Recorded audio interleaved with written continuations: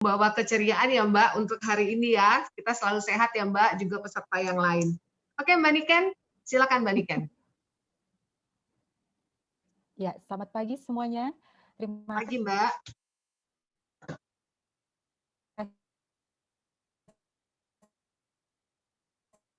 kasih atas kesempatan yang diberikan. Karena memang kala internet. Waduh, ini internetnya Mbak Niken kayaknya putus-putus atau aku nih? Niken, merah kan itu? Wah. Mbak, freeze nih. Sebentar.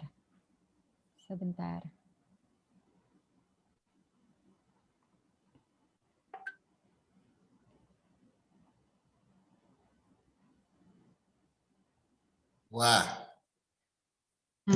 it's low. Low banget ya Pak Andreas ya? Iya, network bandwidth is low, merah, freeze kan itu dia. Oh. Halo, bisa masuk?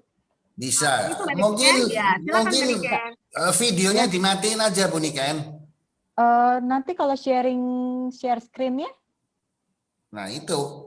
Oke. Kita coba dulu ya, semoga. Kita coba. Ya.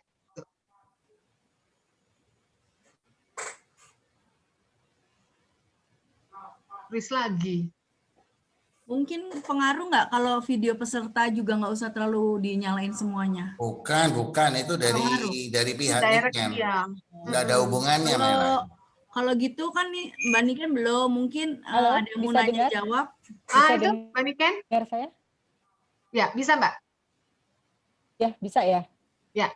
Halo, bisa dengar saya? Bisa Mbak, bisa. Oke, saya coba langsung share screen.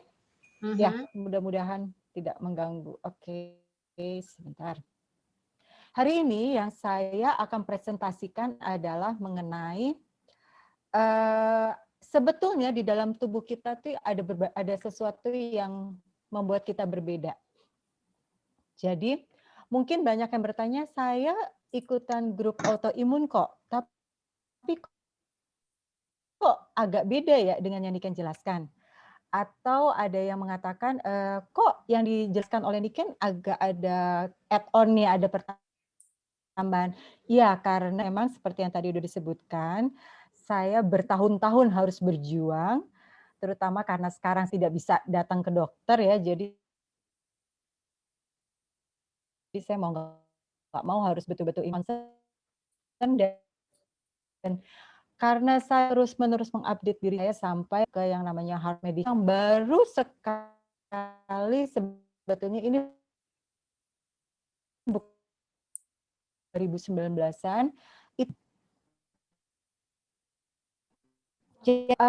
itulah yang membuat hidup dan segala macam agak ada penyusupan. Kita perhatikan. Kita tidak bisa langsung hanya memperhatikan sel tubuh kita. Kenapa begitu? Mari kita lihat ya. Nah, ini yang tadi saya jelaskan. Kenapa sih ada perbedaan? Itu ada yang kita sebut adalah mikrobiomi. Pertama kali ditemukan di tubuh kita, ya. Tubuh kita ini ternyata ion selnya itu cuma 30%. 70% lagi adalah mikrobiome sel. Nah, disinilah letak mulai ada perbedaan kenapa setiap orang ini bisa beda-beda. Dan kenapa sejak lahir kita harus mulai memperhatikan kesehatan. Jadi disinilah kenapa functional medicine langsung agak booming, ini karena ternyata ini belum mulai masuk ya ke kedokteran kan nggak semudah itu dia langsung merubah ya, beda itu tadi bukan cuman Mbak Niken suaranya putus-putus loh. Tapi ternyata kan kita selama ini memperhatikan hanya yang kecil ini nih. Mbak Niken, suara Mbak Niken, human cell gen. Misalnya itu ada. Ya, halo. Mbak, Ya, suara ya. Mbak tuh putus-putus banget loh. Ya. Piye lho, Mbak? Agak putus, bukan agak, putus-putus banget. Jadi mulai dari yang tadi Mbak Niken jelaskan bahwa 30% Oke. dan 70%. Bisa diulang, Mbak? Saya coba pindah ke handphone aja ya. Kita coba Nah, coba pakai Mbak. handphone ya, sebentar Kadang-kadang ya. ya handphone agak Sebentar. jelas ya. Atau Mbak pakai 2 ini, susah ya. Mohon maaf Ibu-ibu, sabar ya. Mbak Niken akan ganti sinyal WiFi dulu. Semoga nanti lebih lancar. Sabar ya. Bentar, saya pindah dulu. Baik, Udah Mbak. bisa terlihat? Nah, baik, Mbak. Oke. Saya tolong di-unmute, Mbak. Oh, supaya nggak bergema Ya. ya? Bukan, nama saya di unmute. Oke, saya udah unmute. Oke. Oke ya. Ya. Sudah bisa terlihat sekarang ya? Nah, ya. Bisa ya. jelas ya? Ya. Oke, saya pakai 2 handphone kalau gitu. Oke. Jadi saya mulai lagi ya. Kenapa selama ini orang-orang mengatakan kok berbeda? Apa yang dijelaskan, misalnya yang udah ikutan grup-grup yang lama, itu grup yang lama biasanya belum memasukkan konsep mikrobiome ini ke dalam sistem kesehatannya. Jadi memang ada perbedaan. Yang perbedaannya adalah di sistem saya juga mulai memperhatikan mikrobiome. Di mana ternyata selama waktu awal-awal ditemukan, dikatakan bahwa tubuh manusia ini terdiri dari 70% mikrobiome, 30% human cell. Tapi dengan berjalannya waktu, ternyata mikrobiome ini 90%. Bayangkan, lebih banyak lagi daripada sel kita. Tadinya cuma 70%. Digali lagi menjadi 90%. Alasan kenapa ketemu mikrobiome ini juga sangat unik. Pada saat itu Amerika, Jerman ingin membuat superhuman. Nah, mereka meneliti apa sih yang membedakan manusia yang satu cerdas banget, ada manusia yang satu kok kayaknya lemot banget, atau ada manusia yang cerdas di fisika tapi ada yang cerdas di art. Ini kenapa? Apa yang membedakan? Bisa nggak semuanya cerdas di semua?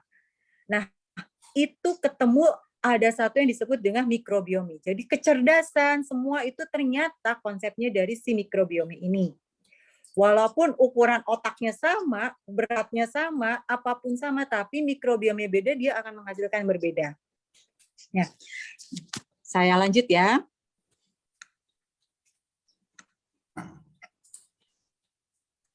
Nah, ini yang mikrobiome juga disebut sebagai unforgotten organ. Kenapa disebut itu? Karena kita selama ini memperdulikannya hanya visible organ. Tadi yang kita sebut misalnya kayak paru-paru, jantung, usus, dan segala macam. Yang organ-organ memang terlihat. Nah, kita tidak pernah peduli pada tubuh kita ini ada sebanyak ini, itu mikrobiomenya. Jadi kalau bisa dilihat ini complete human-nya seperti ini ya. Normalnya itu adalah terdiri dari sel tubuh kita yang kita sudah tahu plus mikrobiome. Nah, mikrobiome itu sendiri apa sih sebenarnya? Mikrobiome itu terdiri dari bakteria baik dan bakteria buruk, lalu terdiri dari fungi atau jamur, terdiri dari virus, terdiri dari archaea, dan terdiri dari parasit. Jadi jangan heran kalau misalnya saya suka kadang-kala kasih analisa lidah, lalu saya bilang ini jamuran. Itu benar, jangan terus bilang, saya hidupnya bersih kok, sehat, nggak mungkin deh saya jamuran. Nah kalau menolak mengatakan kena jamur, itu sangat nggak mungkin karena mikrobiome kita ini terdiri dari 5 jenis ini. Yang mendominasi ini semakin beragam. Bakteria, virus, fungi, parasit, dan archaea ini dalam tubuh kita itu semakin bagus. Jadi bayangkan kita harus mengejar keberagaman yang tadi 90% di dalam tubuh kita. Nah, sayangnya pola hidup, gaya makan kita membuat para mikrobiome ini nggak bisa beragam. Jadi hanya tinggal sedikit demi sedikit saja keberagaman itu yang akibatnya membuat dia membawa penyakit ya. Nah, Saya akan lanjut dulu. Sebenarnya apa sih manfaatnya dari mikrobiome ini? Manfaat mikrobiome yang nomor satu adalah menciptakan vitamin-vitamin. Jadi memang kita tahu vitamin itu ada beberapa yang salah nama ya. Vitamin itu sebetulnya adalah mikronutrisi yang dibutuhkan oleh tubuh dalam jumlah kecil dan tidak diproduksi oleh tubuh. Tapi dengan berjalannya waktu, setelah kita kenalan dengan yang namanya mikrobiome, tubuh kita ternyata menghasilkan sendiri beberapa vitamin. Tapi kan karena sudah dikenal namanya vitamin, yaitu salah satu misalnya vitamin D, vitamin K, vitamin B12, ini sulit lagi untuk merubah namanya mengatakan itu hormon. Jadi mikronutrisi yang dihasilkan yang diproduksi oleh tubuh, bukan mikronutrisi ya, sesuatu yang dihasilkan oleh tubuh itu disebutnya hormon. Tapi kalau kita makan dari luar, tapi diperlukan oleh tubuh, itu disebut dengan vitamin. Harusnya penamanya begitu. Tapi dengan berjalannya waktu, seperti kita ketahui, ilmu kesehatan ini selalu terus berkembang, jadi akhirnya ketahuan nih, vitamin K, vitamin B12, dan vitamin D, itu dihasilkan oleh tubuh, tapi asal mikrobiome kita sehat. Ya, jadi vitamin K itu adalah sangat bagus untuk pembekuan darah. Atau juga yang sekarang suka orang-orang rame dedimer. Habis kena COVID, ada dedimer. Itu kenapa? Karena mikrobiome perutnya kita berantakan. Akibatnya nggak bisa menghasilkan vitamin K. Akibatnya apa kalau tidak bisa dihasilkan vitamin K?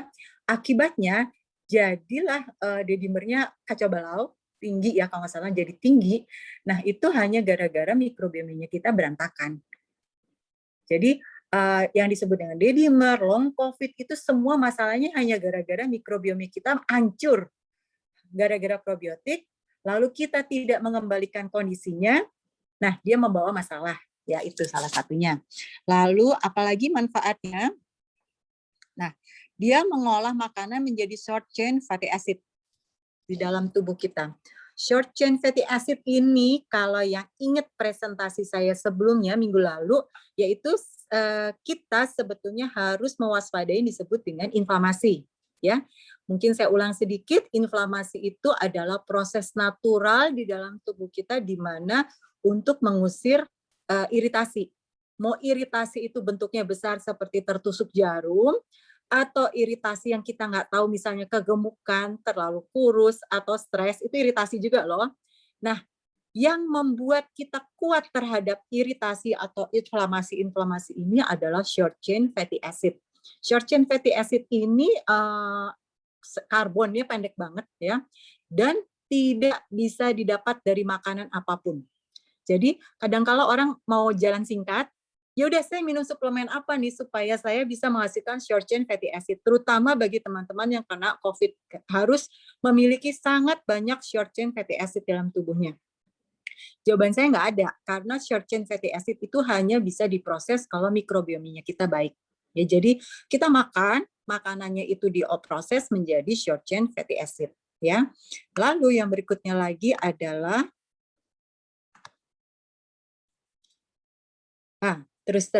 menjaga imunitas tubuh. Nah, menjaga imunitas tubuh itu salah satu yang kemarin juga dibahas adalah leaky gut.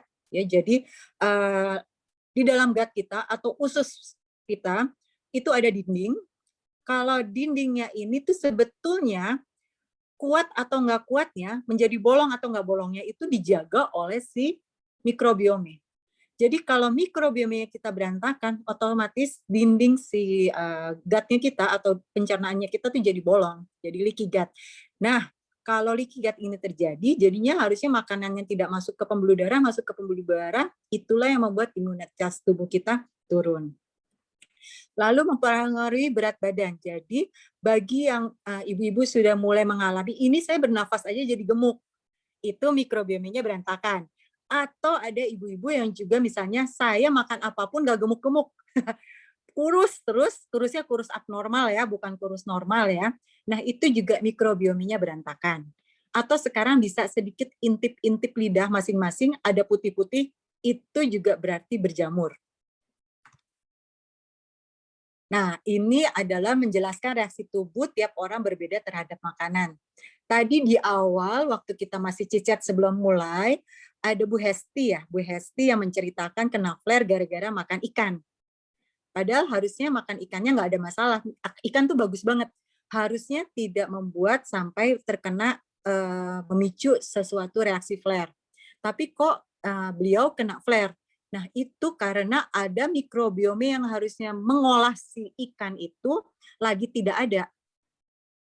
Harusnya saat itu adalah berhenti makan makanan itu, lalu kita gardening atau memupuk mikrobiome yang ada di dalam tubuh kita dengan probiotik. Jadi harusnya saat itu stop, langsung probiotik digencarkan, diperkuat. Nah, itu membuat kita akhirnya bisa kuat lagi terhadap makanan. Ya, jadi kalau kita reaksi tubuh terhadap makanan yang tidak harusnya membuat inflamasi, seperti misalnya ikan tuh nggak apa-apa, tapi ternyata ikannya itu ada merkuri atau apa, nah itu jadinya akhirnya masalah kan di tubuh kita. Nah, sebaiknya stop, langsung kasih probiotik dulu. Sama juga misalnya seperti telur. Ada yang kena telur langsung gatal-gatal. Ya, betul sekali, telur penyebab inflamasi. Boleh aja udah kita stop langsung, nggak usah pakai makan telur sama sekali. Tapi kalau ternyata kondisi mengharuskan makan telur, misalnya ternyata pergi ke suatu tempat yang harus ada makanannya telur, ya mau nggak mau kita perkuat dulu dengan probiotik. Mempengaruhi kondisi jantung dan gula darah. Oke. Jadi kita kenal yang disebut dengan insulin resisten. Kalau diabetes itu biasanya karena kita terlalu banyak menumpuk gula. Jadi saya cerita sedikit ya mengenai diabetes. Yang ini juga mempengaruhi kondisi jantung karena akhirnya jadi ada penyumbatan di sana-sini. Ini gara-gara vitamin K juga. Tapi kalau diabetes itu adalah kita makan melebihi kebutuhan tubuh kita. Makan apa? Makan karbohidrat dan gula-gulaan. Karbohidrat dan gula-gulaan kalau masuk ke dalam tubuh ini akan dirubah menjadi glukosa. Glukosa itu salah satu dari gula juga ya. Jadi jangan bilang saya nggak makan manis-manis kok Niken, tapi saya makan karbohidrat. Sama aja karena karbohidrat di dalam tubuh dirubah jadi glukosa dan tubuh kita hanya membutuhkan 2 sendok teh glukosa. Tadi makan 5 centong, gimana caranya ya kita cuma butuh 2 sendok. Nah, pada saat tubuh kita kan hebat sekali. Tuhan menciptakan kita sangat hebat. Glukosa yang berbahaya di dalam darah kita, diciptakanlah hormon yang namanya insulin. Hormon insulin inilah tugasnya mengusir-ngusir nih para si glukosa ini. Karena glukosanya berlebih, dia disimpanlah di dalam liver. Liver nggak sanggup, dikeluarin lagi sama liver, disimpanlah di dalam sel lemak kita. Akibatnya beberapa sel tubuh kita resisten.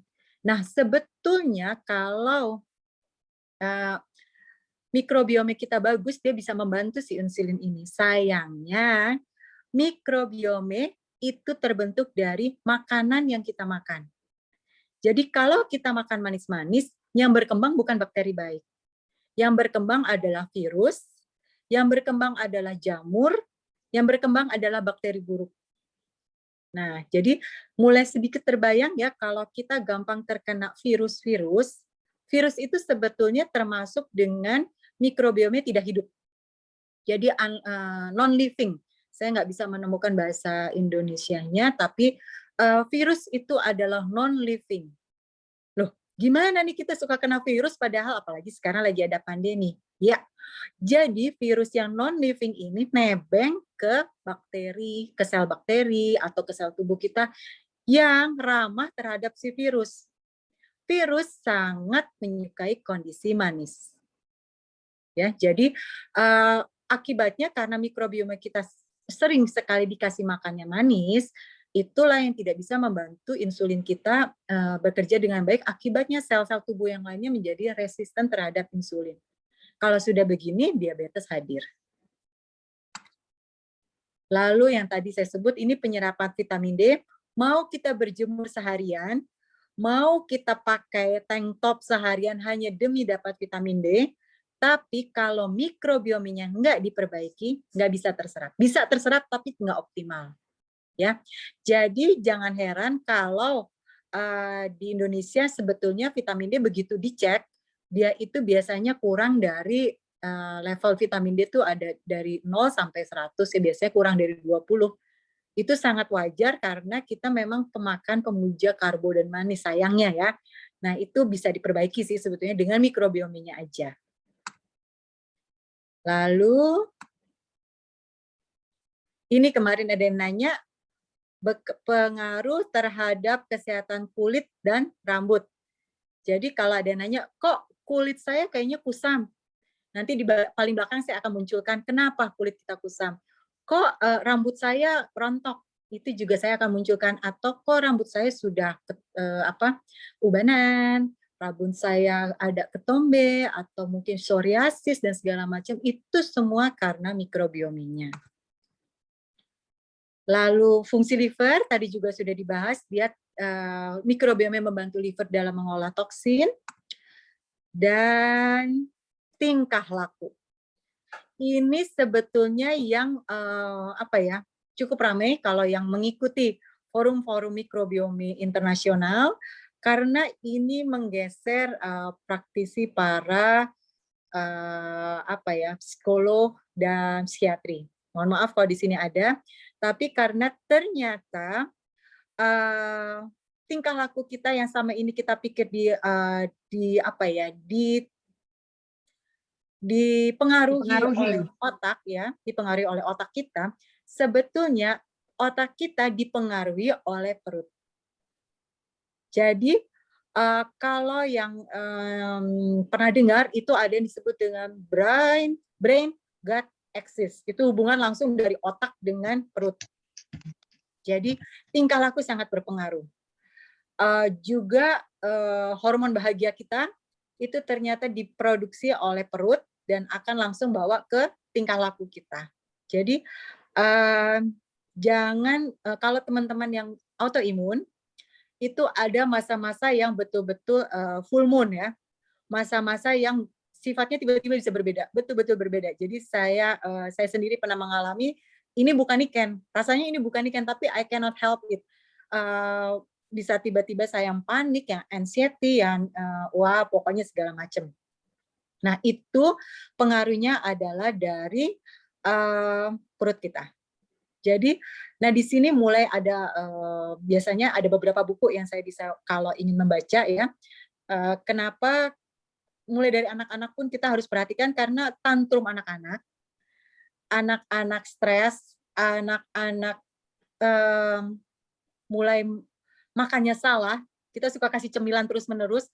Nah itu sebetulnya sangat mempengaruhi mikrobiomi dia dan kena ke tingkah laku mereka. Jadi jangan salahkan juga terlalu anak-anak kalau dia mulai macam-macam. Itu sebetulnya karena makanannya. Jadi beberapa hari yang lalu ada salah satu contoh yang bagus sekali. Dia mengeluhkan, anak saya kok tiba-tiba nggak bisa fokus ya. Anak saya kok tiba-tiba bisa menentang saya ya. Memang biasanya orang mengatakan, oh mungkin lagi masa ABG. Tapi waktu saya tanya, makannya gimana? Iya sih, akhir-akhir ini makannya bagus. Nasinya banyak banget tiap hari. Nah, itu sebetulnya kalau dia kurangin dari situ, dia akan membaik kok. Ya, jadi ini sangat berhubungan. Jadi di dalam tubuh kita tuh ada hubungan timbal balik seperti yang kemarin minggu lalu saya bilang, jangan dipecah-pecah sedikit demi sedikit, jangan cuma otak doang, jangan cuma ini doang, itu nanti akhirnya malah sayang ya. Kita nggak memperbaiki akarnya. Lalu selanjutnya, ini pusat mikrobiomi di dalam tubuh kita itu ada di gut.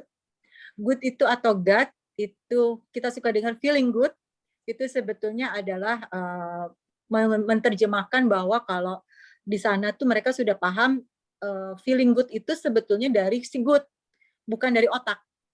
Ya. Jadi kenapa gut ini disebut ada second brain? Gut itu apa? Gut itu saya susah menemukannya, bukan pencernaan, karena gut itu mulai dari tenggorokan, dari pangkal kerongkongan kita, pangkal tenggorokan, sampai lubang pembuangan.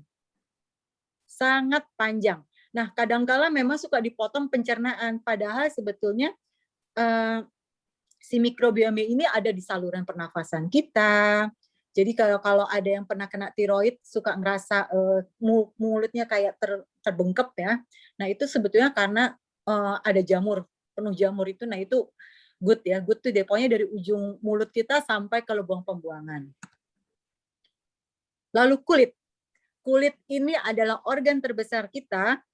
bagi yang ibu-ibu masih pengen coba pakai krem ini itu, boleh saja, tapi tahukah kalau pelindung kulit kita adalah mikrobiome. Dan pelindung mikrobiome itu adalah probiotik. Jadi sebetulnya mudah, tapi memang ya masih banyak ya orang yang tidak mau masuk ke paradigma mikrobiome ini. Lalu mulut, jadi mulut juga mikrobiome pusatnya, jadi bagian sering merasa sariawan, sakit gigi, gigi berlubang, itu salahkan bakteri. Dan kalau bakteri yang sudah salah, berarti cara makannya yang salah. Ya, jadi bisa kok, nggak sikat gigi tuh bisa, nggak bikin sakit gigi, bisa. Tapi mikrobiomenya diperbaikin, itu sangat bisa. Lalu yang terakhir adalah di alat kelamin. Mohon maaf jika ada bapak-bapak di sini, bagi ibu-ibu yang suka merasa keputihan, nah ini sebetulnya masalahnya bukan di nggak bersih. Jadi jangan malu mengatakan saya keputihan.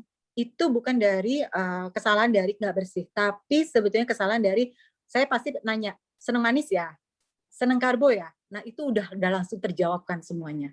Seneng susu ya, nah, itu biasanya udah deh masalahnya di situ aja. Stop itu semua, kembali menjadi baik. Lalu yang berikutnya, nah ini saya tadi sering membahas, yuk kita perhatikan anak-anak. Karena sebetulnya saya mau menceritakan sejak kapan kita punya mikrobiome. Mikrobiome ini, sejak kita, bisa dilihat di sini, ini jendela kapan sih kita kena mikrobiome. Ya, keragaman mikrobiome harus sangat beragam, ingat. Jadi mikrobiome nggak bisa kita bilang cuma 1, 2, 3 jenis, nggak bisa. Harus beragam. Semakin beragam, semakin bagus ya. Oke, ada pertanyaan, coba saya lihat dulu. Ya, untuk mengejar mikrobiome, Mbak mau sekarang atau nanti Mbak? Boleh langsung juga. Nggak apa-apa, kita interrupt biar nggak bosan. Oh, untuk mengejar 90% mikrobiome di tubuh, apa yang harus kita lakukan? Terima kasih. Bukan mengejar, jadi tubuh kita sudah pasti 90%-nya mikrobiome. Sudah pasti. Tapi mikrobiome gimana yang sehat untuk tubuh kita? Yang tadi saya sebutkan, mikrobiome yang sangat beragam. Jadi misalnya ada suka dengar lactobacillus ya. Nah, lactobacillus itu aja saking banyaknya sampai dikasihnya nomor, penomoran. Lactobacillus 1, 2, 3 sampai banyaknya, saking banyaknya. Nah, itu yang harus kita buat supaya tubuh kita memiliki lactobacillus yang sangat beragam. Ya, jadi itu udah masuk lagi ke benar-benar masalah bakteria itu. Ada jenis-jenis bakteria misalnya untuk stres ya, jadi misalnya untuk tantrum, untuk apa tuh ada jenis-jenis tertentu. Jadi memang kalau kita cari probiotik juga ada beberapa yang sudah di-concern ya untuk sesuatunya. Jadi ada probiotik yang khusus untuk kurus. Nah, karena di situ dia masukkan bakteri-bakteri yang membantu kita menjadi kurus. Ada bakteria yang untuk mood. Nah, itu untuk membantu mood gitu. Tapi untuk amannya saya selalu bilang kita memang wajib ya, kalau saya di program saya LOS 123, salah satu suplemen wajibnya itu adalah probiotik. Karena tanpa probiotik mikrobiome bagus, kita nggak akan bisa ngapa-ngapain. Sayangnya dimasukinnya. Ya, jadi kita sudah punya kok 90% itu, tapi kondisinya jelek mungkin, kondisinya tidak bersahabat dengan kita, tidak bersahabat dengan sel-sel tubuh kita, sehingga mereka berantem-beranteman tuh di dalam ya. Jadi yang diharuskan adalah keragaman. Nah, ini saya mau menjelaskan keragaman mikrobiome ini bagaimana. Ya. Oke, saya mulai dari kita lahir. Begitu kita lahir, ini masih pro dan kontra, dikatakan sebetulnya di dalam perut si ibu dia tidak mendapatkan mikrobiome. Dia mendapatkan mikrobiome itu melalui jalan lahir. Ingat, tadi saya sebutkan pusat mikrobiome salah satunya adalah di alat kelamin.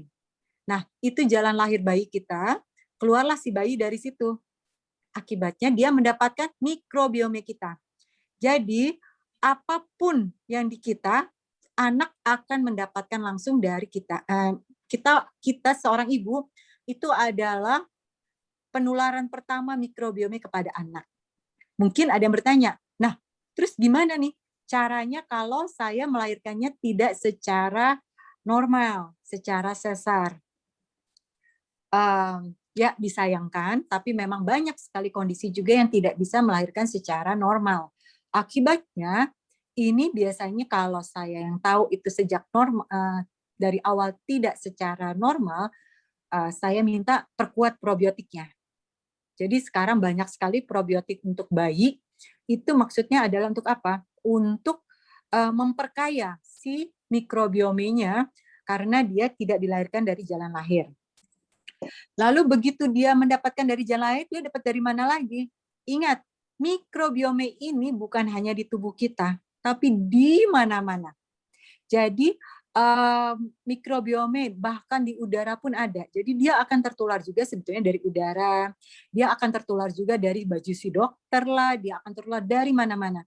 Tapi first defense memang adalah mikrobiome yang dia dapatkan dari jalan lahir kita. Ya, jadi bagi yang dapat dari jalan lahir, dia akan mendapatkan first defense dari si ibu. Makanya si ibu hamil diwajibkan probiotik sangat ketat. Kenapa? Supaya bagus. Jadi menulari si bayinya juga baik. Nah, bagi yang sesar ini kan nggak dapat first defense-nya, nggak dapat dari si ibu. Dia first defense-nya dapat dari udara, dapat dari alat waktu sesar, dapat dari manapun. Jadi semua akan mendapatkan mikrobiome, tapi keragamannya beda. Jadi keragamannya akan lebih banyak kalau jalan lahir. Lalu setelah itu didapat dari mana lagi? ASI.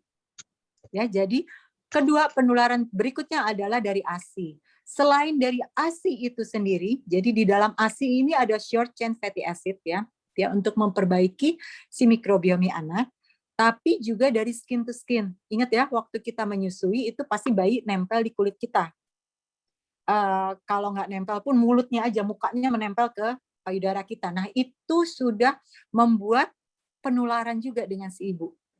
Jadi ibu itu memang saya suka ketat ya, kalau tahu ibu hamil itu saya sangat ketat ngasih probiotik karena apa, dan saya melarang dia makan ini itu karena sayang nanti ketularan bayinya probiotik yang jelek, mikrobiome yang jelek kan kasihan. Lalu bagaimana kalau yang tidak dapat susu susu ibu, ada ASI. Saya pernah membuat salah satu YouTube, kondisi saya sekarang kena autoimun itu karena saya pakai susu formula. Nah sayangnya pada waktu saya dilahirkan belum ada konsep ini, jadi belum langsung dikasih probiotik. Ya, jadi memang kalau yang formula nggak apa-apa, asalkan probiotik. Lalu di sini disebutkan lagi geographical location, family member, host interaction, maternal diet, dan weaning. Yang saya tekankan lagi, kalau saya kebetulan saya lagi buat YouTube-nya, jadi anak-anak saya dulu pakai suster karena saya bekerja saat itu dan saya sering dinas keluar, jadi pasti mau nggak mau pakai suster. Tapi para suster ini tidak diizinkan menggendong anak-anak saya, tidak diizinkan skin to skin, karena itu juga salah satu penularan awal untuk mikrobiome. Jadi kalau yang sekarang kan karena mikrobiome anak dan ibu sama ya. Tapi misalnya ternyata sifatnya berbeda, ternyata kulitnya berbeda, nah itu biasanya saya suka tanya, mohon maaf, ini yang dulu sering menggendong siapa? Kalau bapaknya pasti nurun dari bapaknya, tapi sayangnya kalau bukan bapaknya, misalnya ada pihak ketiga yang kita tugasi untuk mengurus, nah itu biasanya menular dari sana.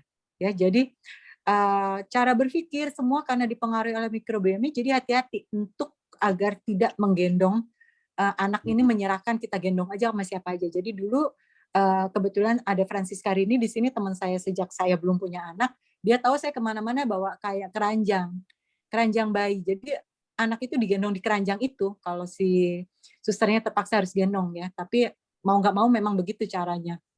Nah ini karena sayangnya ini adalah slide keluaran luar negeri, mereka hanya menulis family member ya, mereka tidak punya, jarang punya suster di luar negeri ya. Kalau di sini sebetulnya ini yang parah ini karena kita menyerahkan kepada pihak ketiga yang bukan hubungan keluarga. Ya, jadi ini sangat berpengaruh juga dengan kesehatan ke depannya. Nah, proses berkembang biaknya atau kita gardening si mikrobiome itu adalah usia 0 hingga 3 tahun. Setelah 3 tahun apa? Setelah 3 tahun dia akan memperbanyak, tapi biasanya mikrobiome yang stays itu adalah bukan stay ya, yang menjadi cikal bakalnya itu adalah mikrobiome sampai kita usia 3 tahun. Ya, jadi yuk kita mulai perhatikan anak-anak kita. Jika sudah keterlanjuran, misalnya ya sudahlah sesar, ya sudahlah formula, ya sudahlah pakai suster, nggak apa-apa. Tapi mulai sekarang kita benar-benar ketatkan dia dengan si probiotik. Ingat, mikrobiome bersahabat dengan probiotik. Dan juga nanti ada makanan-makanan lain yang sangat bersahabat dengan mikrobiome. Nah, ini yang membedakan kenapa kok saya pola makannya masukin ini juga, masukin itu juga, yang orang-orang lain nggak masukin, karena saya sangat memperhatikan juga ini soal mikrobiomenya. Saya coba cek bagaimana cara mengganti karbo. Oke, nanti saya ini, bolehkah saya mengkonsumsi? Oh boleh, ini ada yang pertanyaan saya lagi dari atas, untuk langsung mengubah pola makan dan jenis makanan yang kita konsumsi itu tidak mudah. Jujur, untuk saya juga nggak mudah, sangat tidak mudah, apalagi lingkungan saya pencinta nasi ya, itu untuk saya berat sekali. Boleh nggak mengkonsumsi raw probiotik dulu sebagai langkah pertama? Oh boleh sekali. Jadi saya menciptakan suatu formula yang disebut LOH 1, 2, 3 atau Lifestyle of Health 1, 2, 3. Salah satunya memang selain pola makan yang berlahan-lahan loh. Karena gini, kita langsung merubah juga, perut kita belum tentu siap. Ingat, kita gardening, kita berkebun, mikrobiome dalam tubuh kita sama ini mikrobiome yang cinta pada karbo. Lalu tiba-tiba kita stop, itu akan terjadi satu proses yang sangat tidak mengenakan. Ada sakau nasi lah, ada yang disebut dengan Candida overgrowth. Ini Candida overgrowth juga satu konsep lagi yang nggak bisa saya masukkan di sini sayangnya karena panjang sekali, tapi saya mulai jelaskan dulu. Itu Candida overgrowth, jadi tubuh tiba-tiba gatal-gatal, tubuh tiba-tiba wah pokoknya segala macam. Nah itu kenapa? Itu kita perbaiki dulu dengan raw probiotik. Raw probiotik, untuk yang nggak tahu, itu adalah satu probiotik yang kebetulan dijual di Ken Skincare. Itu namanya raw probiotik, itu isinya 100 juta ya. 100 juta CFU. Nanti saya jelaskan ya 100 juta CFU. Tapi itu sangat tinggi. Biasanya dokter-dokter suka nakut-nakutin nggak boleh karena nanti diare. Padahal itu sebetulnya diare itu proses, ingat ya, proses penyehatan atau proses detox kita. Ya, jadi ini sangat boleh Bu Brigita Setiabudi, silahkan. Justru ini yang disarankan. Jadi jangan kita langsung rubah, bahaya. Bisa-bisa terjadi gatal-gatal, nanti saya yang disalahin. Padahal sebenarnya Ibu lupa kalau tubuh kita ini harus diajarin. Ya, kita ajarin tubuh kita. Nah, lanjut ini Bu Anastia Ratinem, bagaimana cara mengganti karbo? Pelan-pelan Bu, jangan langsung begini.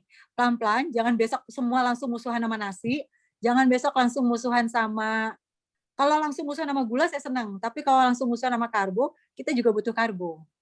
Walaupun jumlahnya sedikit. Jadi saya usulkan adalah yuk ganti sayur. Rendah karbo. Yang rendah karbo, ingat sayur ada yang tinggi karbo. Hati-hati. Atau kita ganti buah yang rendah karbo.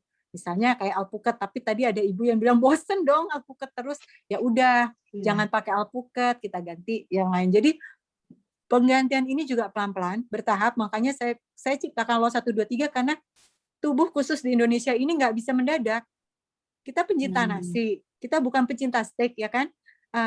Sedangkan mikrobiome, autoimun, kalau baca buku-buku luar negeri itu kayaknya gampang banget menggantinya. Ya kita harus ingat, mereka dari bayi udah dijejelin suplemen. Kita kenal suplemen aja mungkin baru sekarang. Mereka sejak bayi sudah dijejelin daging, jejelin ikan. Kita nasi yang gede, cuman satu porsi daging yang kecil, atau satu porsi kecil lagi misalnya telur gitu ya. Nah itu yang membuat tubuh kita harus diajarin dulu. Ingat, mikrobiome ini harus diajarin ya. Ya betul. Saya sudah mulai LOH 1, pelan-pelan tubuh adaptasi. Nah ini Bu Cecilia Hesti mungkin bisa cerita kayak apa ya rasanya adaptasi. Sakit, benar. Saya bisa sakit, makanya saya siapkan tim yang untuk bantu nemenin. Karena pada saat sakit ini biasanya terus tiba-tiba suami bilang, oh kamu jelek banget. Aduh, udah lagi kesakitan, suami bilang kamu jelek banget. Udah deh langsung makan nasi 1 centong. Nah itu yang biasanya kita temenin. Kita bilang, Bu, nggak begitu caranya, pelan-pelan yuk. Gini juga gimana caranya mengasih tahu para julider ya, para julid-julid sekitar kita, pasangan, anak yang suka mencaci maki ya, bukan mencaci maki, mereka sayang sama kita, tapi mereka juga ngeri lihat kita, kayak suami saya ngelihat saya puasa berlama-lama, dia ngeri. Tapi itu akhirnya saya kasih setumpuk buku, beliau nggak mau baca, saya bilang ya sudah, kalau nggak mau baca kita lihat yuk perkembangannya. Jadi kita amatin tuh benar-benar tubuh, amati. Saya setiap hari pegang yang namanya pemeriksa kolesterol, pemeriksa keto, pemeriksa ini itu saya pegang terus, hanya demi supaya membuktikan pelan-pelan kok ini gitu ya. Jadi pelan-pelan, jangan besok langsung semua musuhan ya. Bertahap sekali ya. Saya lanjut lagi, makasih pertanyaannya. Jadi kita sudah mulai paham kalau apa yang terjadi kita sekarang ini, mungkin, ayo cek pada ibu masing-masing, mungkin kita dulu karena tidak ASI, mungkin karena dulu kita sesar, jadi kita bisa cek pada ibu masing-masing. Nah, ini sebetulnya masih ada hubungannya dengan child development. Ini disebutkan di sini, beberapa bakteria itu membuat delay pada anak-anak. Ya, jadi ada delay dari komunikasi, social skill, fine motor skill, ini hanya masalahnya dari si bakterianya. Biasanya seorang ibu yang autoimun, seperti saya, itu punya ketakutan tersendiri anak-anaknya akan mengikuti dapat autoimunnya. Saya sangat ketakutan karena ya gimana ya, saya tahu itu akan dapat dari saya. Jadi waktu itu untungnya saya bukan di Indonesia, jadi saya diajarin untuk gimana caranya agar anak-anak saya tidak mendapatkan mikrobiome jeleknya saya. Alhamdulillah sampai sekarang, puji Tuhan, ya mereka berbeda lah. Berbeda dari sisi kulitnya, mereka tidak mendapatkan alerginya saya, mereka tidak mendapatkan autoimunnya saya, tapi perkembangan skillnya, otaknya, dan segala macam, itu sangat membanggakan. Ya. Jadi sebenarnya karena sejak kecil saya sudah menggardening. Saya gardening bakteri-bakteri yang diperlukan untuk mereka, dan saya berikan selalu sampai saya tungguin kadang-kala untuk makannya. Ya, ini masih anak-anak. Lalu, ini salah satu yang tadi saya bahas, kulit. Biasanya ibu-ibu agak senang kalau lihat kulit. Ini bisa dilihat. Ini selama ini kita nggak peduliin ya. Jadi kita nih di atas kulit ini dibilangnya ada acid mental, ya kan? Udah. Jadi kita kasih krim-krim yang baik pada acid mental. Padahal di atas acid mental itu ada mikrobiome. Ini bisa terlihat healthy skin itu mikrobiomenya beragam. Ini yang disebut beragam nih, bentuknya kayak gini nih. Sedangkan yang tidak beragam nih bentuknya cuma begini doang. Ini yang unbalance. Nah inilah yang kadangkala kalau untuk yang autoimun, kenapa autoimun tuh kulitnya jelek banget. Jangan minder, tapi itu memang karena dari sananya begitu. Jadi dia akan alergian, akan iritasi, akan inflamasi, akan flare up, dan gampang sekali gatal. Ini yang karena dia bentuknya begini berantakan. Nah, bagaimana kalau yang nggak glowing atau juga misalnya kok udah keriput dini ya saya ya, itu sama. Kejadiannya gara-gara mikrobiomenya si kulit ini nggak baik. Nah, cara sama dengan di gut, cara agar mengembalikan keragaman mikrobiome ini adalah dengan probiotik. Tapi bukan probiotik yang kita makan. Probiotik kita makan memang perlu, tapi juga sebaiknya mulailah mencari. Lalu saya bisa didengar ya? Bisa, Mbak. Bisa. Oke, soalnya yang di sini kayaknya putus ya saya. Enggak ya? Yang satu. Presentasinya nggak ada sih. Di saya sih nggak muncul. Putus ini kayaknya. Mohon maaf. Okay. Jadi tadi udah terlihat ya pokoknya. Jadi mikrobiome yang kulit sekarang banyak sekali skincare yang mulai pakai probiotik. Kalau nggak salah tuh merek YSL itu pakai, dan harganya memang mahal ya, jutaan. Jadi mulai cari yang probiotik. Ciri probiotik kulit yang baik itu adalah yang bisa dipakai dari ujung kepala sampai ujung kaki. Jadi bisa dipakai untuk ramas, bisa dipakai untuk muka, itu ciri probiotik yang benar. Ya, jadi jangan tertipu juga dengan bilang ini probiotik tapi cuma bisa dipakai muka doang. Itu bohong. Karena kan kulit kita tuh dari ujung kepala sampai ujung kaki itu kan sama semua mikrobiomenya. Jadi nggak mungkin dong dipisah-pisahin ya. Lalu ciri lainnya lagi bisa dipakai mulai dari anak-anak 6 bulan sampai orang tua. Jadi kalau ada yang bilang, kita tanya, misalnya kita beli probiotik, ini bisa dipakai nggak untuk anak? Oh nggak bisa Bu, udah bohong. Karena mikrobiome konsepnya sama terus. Ya kan? Lalu ciri lainnya lagi adalah bisa dipakai oleh dua genre, wanita atau pria. Ya, jadi itu bisa dipakai.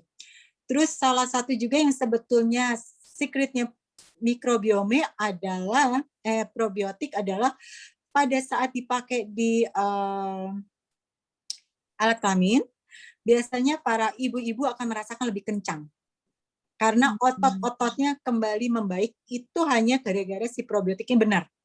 Jadi menarik ya, bisa bisa di ini. Nah, ini ada nanya, ekoenzim termasuk probiotik yang baik dong ya. Ciri probiotik yang baik adalah harus tahu berapa banyak CFU. Jadi kalau tidak ada CFU-nya, kecuali kalau yang untuk topikal ya, kalau topikal ini sulit ditentukan CFU-nya. Tapi kalau yang untuk ditelan, kita harus tahu berapa banyak CFU-nya. Jadi kayak probiotik tadi ekoenzim, yang misalnya diminum ya, atau kefir, yogurt, atau Yakult, itu baik tapi tidak cukup karena nggak ketahuan CFU-nya berapa. CFU itu adalah colonial form unit, yaitu berapa banyak si bakteria di dalam satu kapsul. Itu CFU. Nah, CFU ini nggak bisa pabrik langsung menentukan, nih sekian CFU, nggak bisa. Harus menunjuk third party. Jadi sulit sekali untuk mendapatkan CFU ini karena third party lah yang menentukan. CFU itu pada saat dia keluar dari pabrik, CFU lah yang akan ditentukan, nih sekian banyak. Oleh third party. Jadi pada saat dia keluar dari pabrik, CFU-nya misalnya 1 juta. Nah ingat, ini benda hidup. Bisa-bisa pada saat kita makan mungkin tinggal 100.000. Jadi makanya kenapa saya sarankan kalau untuk yang pemula, pakai yang CFU-nya tinggi. Karena CFU itu, aduh saya jadi salfok nih baca tulisan Bu Agustina. Sebentar ya Bu Agustina, salfok banget bener. Aduh, jadi saya lupa tadi mau ngomong apa, udah tua. Oke, jadi CFU, hati-hati, jangan, memang mahal. Gimana ya? Karena memang begitu dia keluar dari pabrik, itu ada pihak ketiga dia akan periksa, tik, langsung dia periksa, oh CFU-nya sekian. Nah itu yang keluar dari pabrik sekian itu. Lalu begitu kita mau makan, CFU ini bisa aja udah berkurang. Nah kalau kita beli CFU yang mepet-mepet, bisa jadi tinggal kosong. Cuma kapsul kosong, sayang banget. Yang kedua harus diperhatikan lagi soal probiotik asupan, yang diasup yang baik adalah probiotik yang memiliki cangkang yang ramah, yang aman terhadap zat lambung. Ingat, begitu kita masuk, kita ada asam lambung. Jangan sampai si asam lambung ini menghancurkan kapsul kita. Akibatnya apa? Akibatnya hancur duluan itu si probiotik, nggak kena deh masuk ke dalam gut kita. Jadi baca juga apakah dia ramah terhadap asam lambung.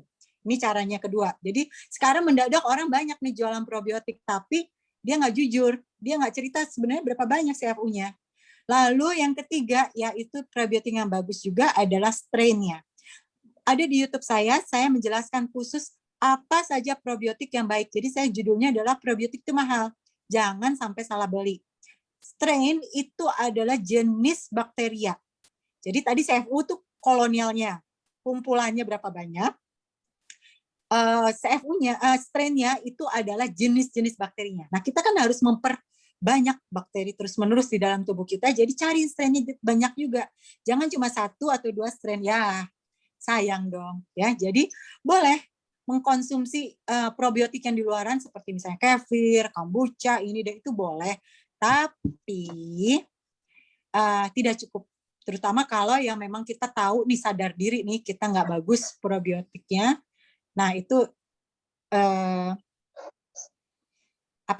kita waspada ya, jangan sampai buang-buang duit mahal, itu mahal sekali. Lalu saya masuk yang tadi saya salvok ya. Yang probiotik ya untuk alat kelamin. Kayaknya salah mengerti tadi tuh, Mbak. Oh, ini benar. Enggak, bukan maksud aku, dia kayaknya kiranya khusus gitu loh. Iya, nanti sebentar. Ekoenzim sudah benar ya, ekoenzim sudah Ya. termasuk probiotik yang baik, tapi tidak mencukupi ya. Lalu probiotik untuk alat kelamin, seperti saya jelaskan tadi, probiotik untuk di topikal itu probiotik yang bisa dipakai dari ujung kepala sampai ujung kaki, termasuk alat kelamin. Kelamin.